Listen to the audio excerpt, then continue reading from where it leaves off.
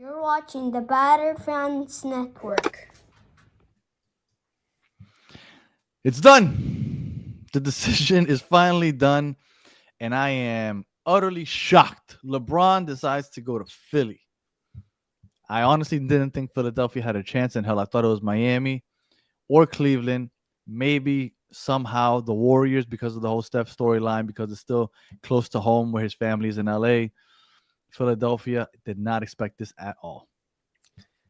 Me either, Danny. LeBron, and I'm going to be as candid as I can here, but LeBron going to Philly might be one of the softest ring chase moves he could have made. If this was really about winning more titles, like he said in his tweet, then he should have gone to OKC or San Antonio, and it would have made a lot more sense. Yeah, it's a cleaner fit. It's a better timeline. It's actually less drama. Instead, Danny, he joins Philly, a team that's been built around Embiid's yearly will he play 40 games storyline. And not only that, but he joins a person in Jaylen Brown. Yeah, I'm talking about you, Jaylen Brown, who said, and I think this is what he said, if I remember correctly, but he said, I don't think Bronny is a pro. Look, man, he's not a pro. He's not an NBA player. This move has disaster comedy written all over it. And the moment that Embiid misses a month and Philly fans start booing, I don't want anybody to say that we didn't warn you. Well, this is the thing. I don't want to overplay what a bad fit it is in Philly because that's what everybody was doing in Miami. Let that play out. It is, though. It is. I mean, it's obvious. And not only that. No, because I think that they were a contender without him. Yeah, but did you see the usage rates on their players? So, yeah, but they'll take a step back for LeBron. Dude, their usage rate. It's going to work. The 5 players right now is over 146%. How are they going to share the ball? They'll figure it out. Everybody said the same crap about D Wade and Chris Bosh. They're playing with 2 basketballs. Like they're gonna. I'm not worried about that. Philadelphia is gonna be good. They might make it to the NBA Finals. Like that's gonna be one of the top teams, if not the top team in the East. Like I'm not worried about the fit. What I don't understand is why he would pick them over Miami, where if he's really ring chasing, because I feel like LeBron with Giannis and Bam was a better fit. And I know I said I wasn't going to talk about fit, but I mean, as in like, oh, Philly's going to fail. Like they're going to be fine. But I thought Miami would have been fine also. So if you're going to be fine, why not pick a fine with a team that you already have some history with? You already have some camaraderie with the head coach. Like I just felt like it was such a perfect fit here. I am shocked, man. I thought that if he didn't come here, it was to Cleveland. I did not think Philly had any chance. Look, I think the coach had something to do with it, because if you've seen where LeBron has gone over the last, 14 years since he left the Heat, he's never really had a true top coach in his corner. If I remember correctly, he had Tyronn Lue. He had obviously JJ Redick. I think he had Luke Walton for a year. I mean, I can't remember all the coaches that he had, but he's never had a coach that's like an Eric Spoelstra, somebody who demands the absolute best out of you. And I think him going to Philly and being coached by Nick Nurse, somebody who, yes, has won a championship on the coattails of a Kawhi Leonard, but somebody who hasn't really shown that he's been one of the top coaches in the league. He couldn't figure it out last year with Philly. I think Nick Nurse is a good coach. I don't know, man. I just think that LeBron could walk all over him and do whatever he wants, and he wouldn't have been able to. That might be what LeBron wants. That's soft. And shout out to Trust Me, Bro. This channel spread fake news and rumors for 2 months. So just to be clear, we said it this morning. We had a show this morning, and we said it's a soft show, and I'll say it again. Like and subscribe. This is a fan podcast. We don't come here and we don't spread fake news. We're not reporters. We're not insiders. So if you're coming on here, you're here to talk to fans. We're going to build hopefully we're building some type of fan family, a battered family here where we could just talk and just react as fans, because we're not spreading any news. We're just talking about what we hear. Now, the LeBron thing, again, surprised the hell out of me. I thought Cleveland and Miami were the only options. Philadelphia, for everybody, I'd love to say ring chasing. Like, that's it. He'll never avoid that argument anymore, because this is essentially that. And another thing is, I don't know for sure, but there was no chance he was considering Philadelphia before they got Jaylen Brown, right? No chance. No chance. You gotta thank Boston for basically, throwing the alley-oop to Philly and getting that. And yeah, look, No, and you know what? I hate Boston and every single thing about Boston so much. Every sport, every accent, everything about Boston. I've never gone to Boston Market to eat. I hate that place. This is because of Boston. yeah, thank This is because of Boston is the reason that LeBron James isn't coming to Miami. Because if Boston doesn't send Jaylen Brown over to Philadelphia, I don't think he goes to Philly. Yeah, me neither. But let me address some of these crazy comments that are going on, if you don't mind. Nobody lied. Nobody lied. Everybody was just going by what the insiders, like the Shams and like the Kevin O'Connors and the Brian Windhorst and all those guys who cover the NBA had been feeding these times of stories, and channels like us, Danny, like you mentioned, we just took that and kind of ran with it and kind of said, hey, this is what we feel would happen, or this is how we would feel if this would happen.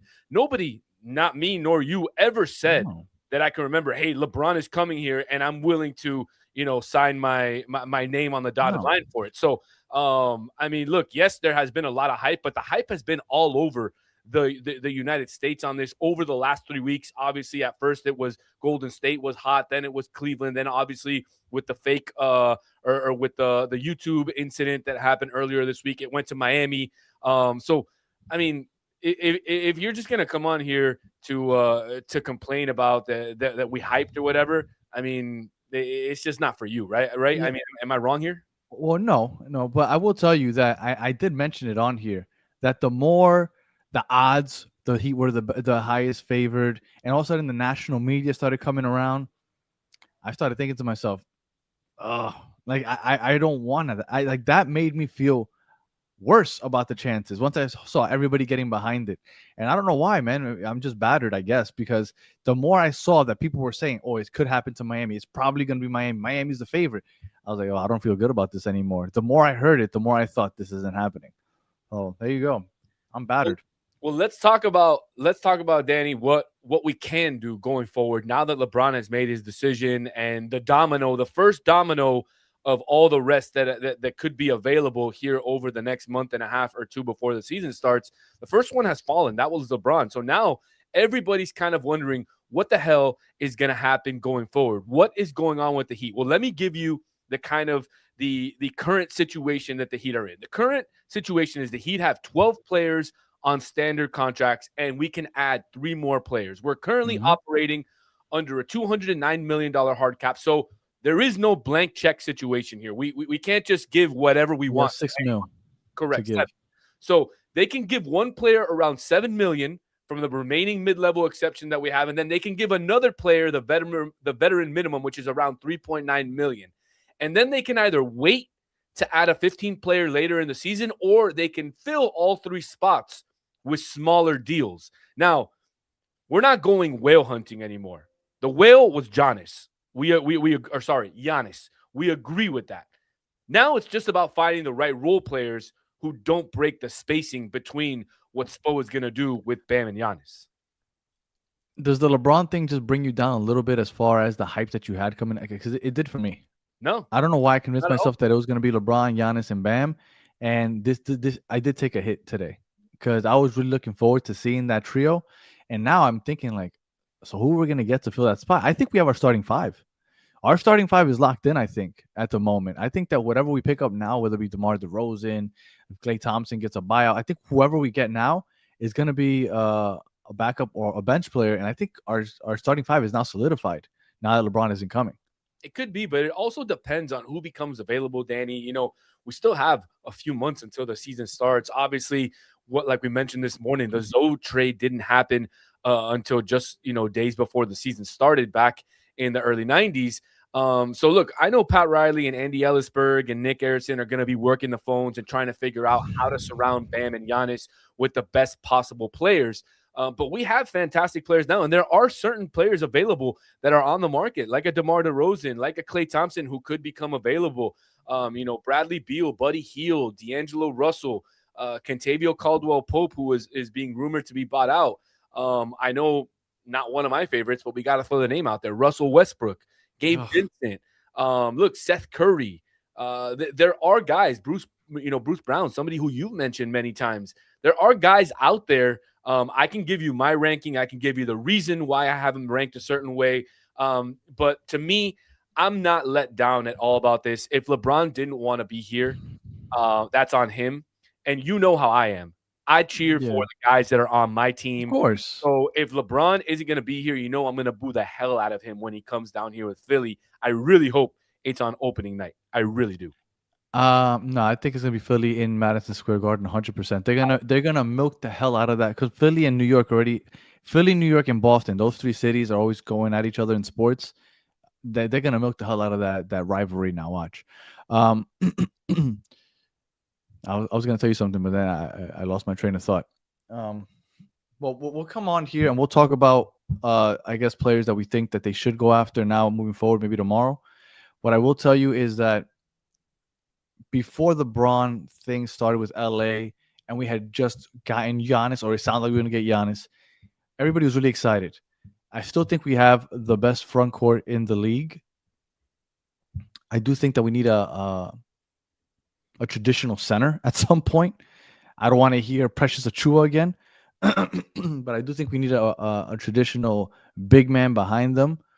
We do need a couple things, but I think this team is solid. Do you think that they're favorites in the East? I think LeBron comes. We're favorites in the East. I think Philly's the favorites now. Yeah, I think if LeBron would have came to Miami, you'd be talking about Miami at 1 or 2. Depending on how the rest of the East fills out. But I think at this point you have to start thinking Philly is 1, maybe New York is 2, and Miami kind of drops to 3. But look, everybody knows it doesn't matter how you start; it matters how you finish. And if the Heat need a little bit of time to figure it out, I think it's going to be fine. I read some rumors about possibly trading Bam. Obviously, I don't think that's going to happen. They're going to give it a go with what they currently have. This front court duo is possibly one of the best front court duos we've seen in the NBA in history. And they have the chance to show that over the next few seasons. So, yeah, man, I think we're definitely, down a couple of notches, but depending on how we round out the roster, and obviously there's a big if with Philly. I mean, you got to deal with Joel Embiid's creaky knees. Yeah, And if he's I'm not questioning that, man. They're gonna do great. you think if he's out that they're still going to be good? Absolutely. They don't have another center. It doesn't matter, dude. That team is fucking littered with talent. And on top of being littered with talent, just like we thought that we would get like a Klay Thompson here just because LeBron got there, I'm sure that they'll find a big man that'll just go to play with LeBron. They'll buy one out, kind of like the Heat did with Chris Anderson, or oh my god, I forgot the French guy's name with the heart surgery. Ronnie Turioff. But you just get big bodies. Like they'll figure that. I'm not worried about for them. But the Heat, I think more than shooting, because everybody keeps talking about shooting. Shooting isn't that bad. I think we need playmaking. I think we're lacking at playmaking at the wing position, and I think that's where we're going to suffer. They need to figure that out because they need a wing player that can create for himself or others. Yeah, and you have DeMar DeRozan out there, just like just like Jeff says, if we don't get DeRozan, he might go to Toronto, and if they end up getting Kawhi with that deal, Toronto then now becomes pretty scary as well because you have two really good players on that team. So look, I think that he should definitely try to go after DeMar DeRozan. Yes, he doesn't give you that outside shooting. I know that he's a career 30% three-point shooter, but he's fantastic in the midi, and the Heat need somebody to lead that second unit. Like you said, I think the starting unit is already set with Davion, Tim Hardaway Jr., Wiggins. That's right, Wiggins and Giannis Bam and Giannis. Bam. So you need somebody to lead that second unit, somebody to play with Pelle Larsson, to play with Nikola Jovic, and what better than a veteran's veteran in DeMar DeRozan, somebody who can definitely handle the ball, somebody who can get to the free throw line, and then you can have him finish games. So this isn't just hey, we're just going to put you off the bench. It's you need to come off the bench, but you'll end up finishing games for us. And look, I really do think that he would be a decent fit if he's willing to come off the bench. And Jeff saying that Giannis needs a closer, absolutely. He had Chris Middleton. That's when they won the championship because Chris Middleton was the closer. I love Giannis. I think he's going to be great. You can't count him in the last 90 seconds, 2 minutes of a game. You can't. They go to the Hack-a-Shaq with him, and you know how Shaq said he hits them when they count? Giannis hasn't proven that necessarily. He needs a closer, absolutely. And that's why you bring in DeRozan. And I guess, like I said, we'll talk about player specifics after that. But I ask you one last question, Solana, before we get out of here. How many teams on their current roster or starting five have a top 5 player in the league, have an NBA champion winning wing player, have a runner-up to 6th man of the year, which was Tim Hardaway Jr. last year, and have a player that scored 83 points in a game? I think there's only one. And on top of that, they're coached by the best coach in the NBA. I think we'll be fine. I don't know, man. I think we'll be fine too, man. I think we'll be fine too. I honestly, I'm still thinking about this LeBron thing, and I'm trying to put together my thoughts for when you ask me in a couple of seconds. Solana, any last words? And I'm trying to put. There you go. Go for it. You sure? Yeah, because that's it. I got nothing else. I mean, I think tomorrow I'd like a couple hours to kind of digest this and then kind of think about the players that we need. Because I will tell you, I think we need a backup big. I know Bobby Portis is great, but we need a traditional big, right? Like a big man. We need a traditional big. We need a wing player that can create for himself or others. Like, I think those are the two biggest needs right now. And that's what I thought LeBron was going to fill one of those by himself. Ball handling and creating as a wing. I thought. Well, we'll talk about it more tomorrow morning. Yeah. What other players are out there? Which ones make sense? I made a list. Like I said, I have my top 7 of players that I would like the Heat to bring in. Why I would like them to bring it in. But if you don't mind, I'd like to address LeBron James for a second. LeBron, man. Don't forget that he brought you 2 titles. Be nice. Nah. There's no niceties anymore. You already broke my heart once when you left. This is the second time that you partially break my heart because I'm not as affected as I was during that other decision when you went back to Cleveland. But honestly, this might be the funniest I want one more ring decision I've ever seen. I mean, you had cleaner pass, you had smarter basketball situations, you had teams where you could walk in, fit perfectly, and actually chase a title without turning the whole thing into a documentary, which I know is what he wants to do. But no, you picked Philly, man. You picked Philly, the franchise where optimism goes to die. The team built around Joel Embiid's will he be healthy in April mystery tour, and a fan base that's going to boo you before your luggage even fully unpacks if this thing starts sideways. So the wildest part is you went to a team where one of the stars publicly called your son that he was a crappy player. So congratulations, Philly. You got LeBron. You got the headlines. You got the drama. And in 6 months, when Embiid's missed already 35 games, the fans are booing. The offense is standing around, and LeBron is posting cryptic hourglass emojis from the locker room. Don't say Heat fans didn't warn you. Miami didn't lose LeBron. LeBron chose chaos. I think that's going to work out for them, man. I do. As much as it pains me because I wanted it to work out for him here, but I think it's going to work out for him. Hate you for saying that. Well, and it sucked, man, because he was like hanging out with Kevin Hart over the last couple of weeks, and I want to talk to myself, like, guy's a diehard Philly fan. I hope he's not like peppering his ear with crap. He has to live in Philly. I don't know if you've been to Philly. I've been to Philly I have many times. My aunt used to live in Cherry Hill, right across the bridge in New Jersey. That is a filthy and don't get me wrong. Maybe it's because I'm from New York that I don't think it's that bad. I mean, New York is filthy too, but exactly, Philly is filthy. I mean, I like Philly.